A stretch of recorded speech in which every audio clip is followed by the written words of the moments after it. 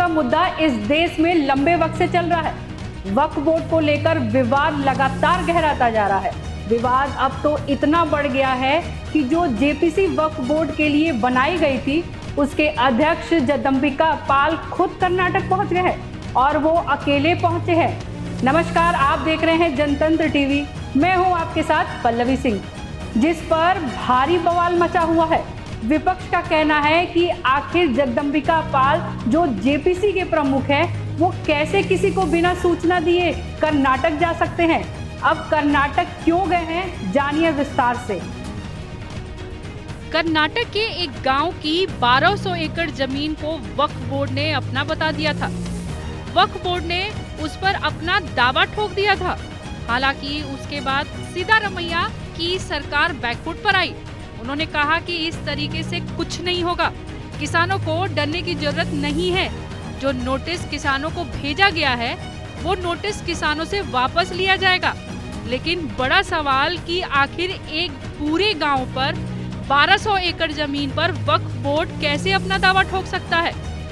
यही घटनाएं हैं जो वक्फ बोर्ड को सवालों के घेरे में खड़ा करती है। उससे पहले तमिलनाडु के एक गांव में उस पूरे गांव में अपना दावा ठोक दिया गया था, जिसमें 1500 साल पुराना एक मंदिर भी शामिल था। इतना ही नहीं, तमाम ऐसी घटनाएं सामने आती हैं जब वक्फ बोर्ड ने अपना दावा ठोका है जमीनों पर। वक्फ बोर्ड की अगर बात करें तो 6 मंदिरों पर वक्फ बोर्ड ने अपना दावा ठोका है। दिल्ली के 6 प्रमुख मंदिर पर अल्पसंख्यक आयोग की 2019 की फैक्ट फाइंडिंग रिपोर्ट ने मंदिर को वक्फ बोर्ड की जमीन बताया भी गया था। बिहार के गोविंदपुर गांव में वक्फ बोर्ड ने अपना पूरा गांव अपना बताकर अपने निवासियों को नोटिस भी जारी कर दिया था। तो इसीलिए ये वक्फ बोर्ड इतना विवादों में चल रहा है। 1500 साल पुराना मंदिर, अभी आपको मैंने बताया है, चंद्रशेखर स्वामी मंदिर था वो, जिस पर वक्फ ने अपना दावा ठोक दिया था। वक्फ बोर्ड का दावा है कि 385 एकड़ जमीन दान दी गई है, जिसके बाद ये इलाका 600 एकड़ में फैल गया। वो जो 1500 साल पुराने मंदिर की बात मैंने आपको बताई, वक्फ बोर्ड के इस दावे से ग्रामीणों में हैरानी थी। उसकी जिला प्रशासन से शिकायत भी की गई, लेकिन वैसा नहीं हुआ। अक्सर कांग्रेस पार्टी पर इस तरीके के आरोप लगते हैं कि जब 2024 में जब चुनाव हुआ था, उस चुनाव से पहले कांग्रेस पार्टी ने दिल्ली में बहुत सारी जो प्रॉपर्टी थी, जो महंगी जमीनें थी, उन पर उन्हें वक्फ बोर्ड के नाम कर दिया था।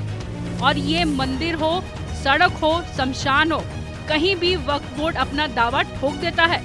और बदरुद्दीन अजमल जो सांसद हैं असम से, उन्होंने तो संसद भवन को, जो नया संसद भवन बना है, उस पर भी वक्फ बोर्ड का दावा ठोक दिया। उसे ही कह दिया कि वक्फ बोर्ड की जमीन है। लेकिन कांग्रेस में देखिए, कांग्रेस पार्टी की सरकार है, सिद्धारमैया वहाँ के मुख्यमंत्री हैं।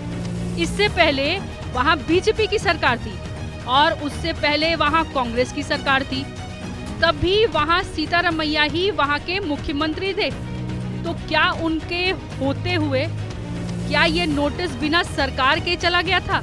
और चला गया तो राहुल गांधी कहाँ हैं, जो लाल किताब मंचों से हिलाकर दावा करते हैं कि हमें संविधान बचाना है? अब कहाँ गया वो संविधान? वक्फ बोर्ड जैसी कोई चीज संविधान में नहीं लिखी गई है।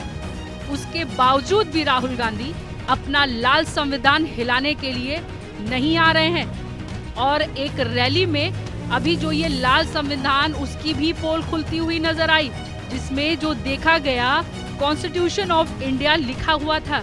जिस लाल किताब में, जो छोटी सी किताब जो अक्सर आपने राहुल के हाथ में देखी होगी, उसको जब खोला गया तो भीतर से बिल्कुल खाली था। उसके पन्ने बिल्कुल खाली थे, उस पर एक शब्द भी नहीं लिखा था। जो चीज बाहर लिखी थी कॉन्स्टिट्यूशन ऑफ इंडिया, वो चीज भी अंदर नहीं लिखी थी। लोग अब ये भी कहने लगे हैं कि जिस तरीके से ये संविधान खाली है, क्या उस तरीके से आप खुद समझदार हैं?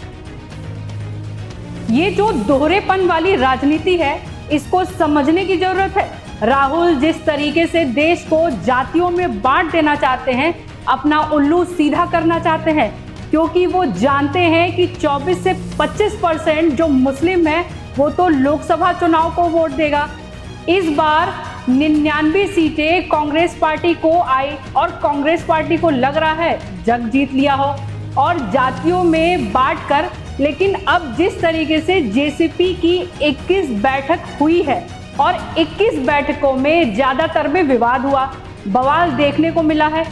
सांसद अपने हाथ से गिलास तक तोड़ देते हैं।